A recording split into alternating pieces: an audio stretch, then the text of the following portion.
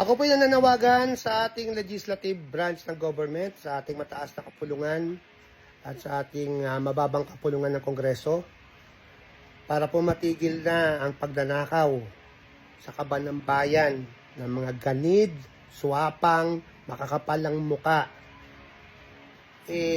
Urgent po, gumawa kayo ng batas.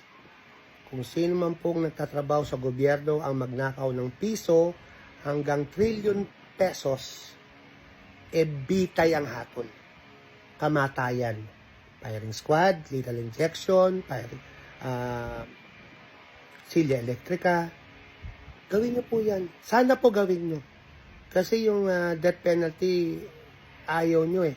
Dahil kasama doon ang plunder eh. Ngayon, gawin nyo po ngayon yan. Para pong awa nyo na po. Para pong matigil na po ito. Matagal nyo na pong ginagawa ito eh. Titus pa lang kami, nagnanakaw na kayo. Wala kayong kabusugan.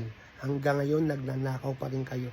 Ang gaganda na ng buhay nyo, magandang bahay, magandang kotse, sa mga ninakaw nyo nung araw.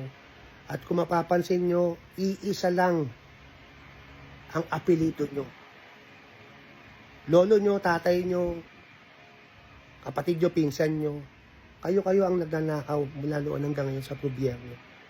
Ang kakapal ng mukha nyo.